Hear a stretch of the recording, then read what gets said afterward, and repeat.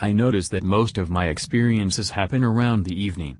From the first time I saw shadow people as a child to now, I've tended to see, feel, or hear anything nearing 6 p.m. into the wee hours of morning. One night I was sitting by myself at my laptop and felt someone touching me once more. I've become accustomed to this over time, that when I am alone, the stalker will remind me of his presence. I felt someone once again whispering behind me, resting a hand on my thigh or my hand, and then laughing. After a while I went to bed and had a dream that I was laying in bed in the early hours of the morning and saw a dark gray, sheer form appear overhead. When I propped myself up in the dream, the face started to form and I saw a young man's face, perhaps late teens to early 20s. It looked like a much softer version of the stalker. I could only see about half of his face. At first it didn't look like the face I had seen before, but I am still not sure. Then again, who else could it be? I am just going to assume it's him. Its face slightly resembled his but was a bit softer or happier looking.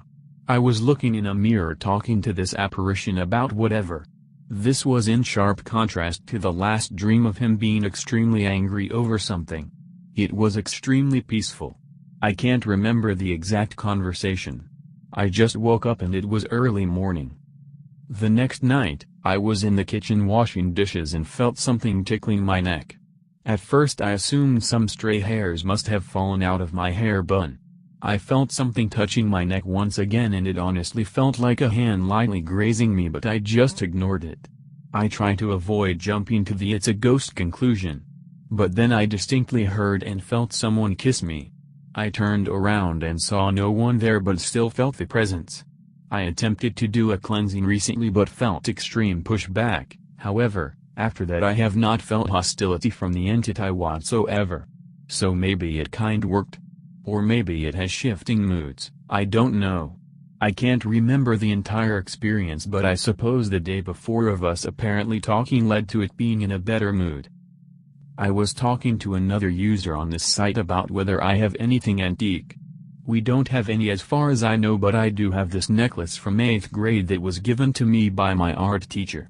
She knew I liked old stuff, being a history buff, and got the necklace from her neighbor who found it in their yard. So this would be New Jersey in Essex County, Bloomfield. I am going to attempt to put the photos in here.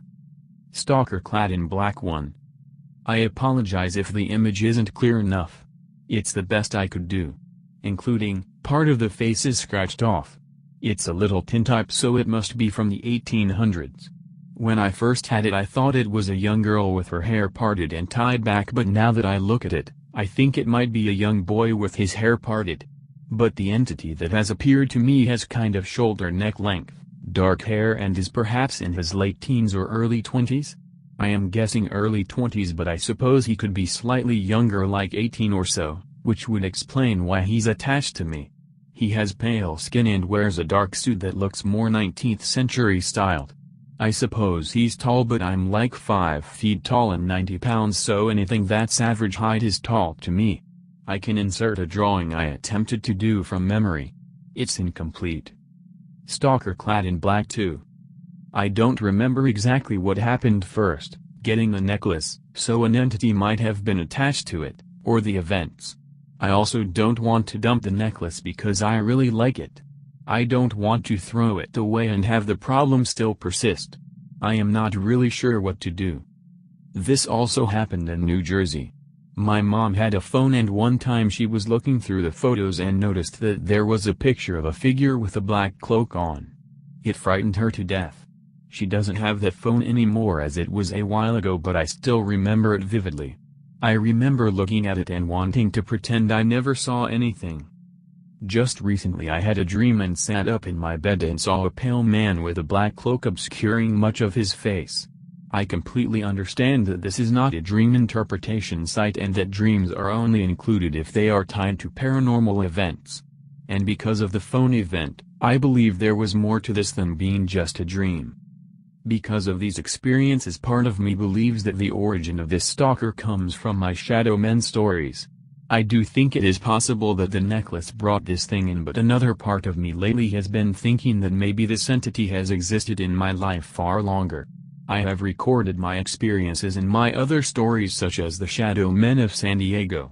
I have included the pictures of the necklace in these stories because I think it is entirely relevant. I suppose it's possible that the Stalker and Shadow Men are separate experiences, but I am not entirely sure. I've had entities in my life for a very long time. My mom has had plenty of experiences, so maybe this is something that runs in the family. My question remains though, why have many of my experiences been dreams and followed or preceded waking experiences? Whenever I have attempted a cleansing of any kind, I get headaches or pushback regardless of how much light I let in. I feel bad because I don't think I am able or strong enough to do something like that. It's to the point where I'd rather accept this ghostly guest because nothing bad has actually happened and I feel like I'm a pretty weak person. If anything else happens, I'll update this. If any experience outside of the Stalker happens, I can share that as well. It'd be a fresh breath of air. Thank you for reading.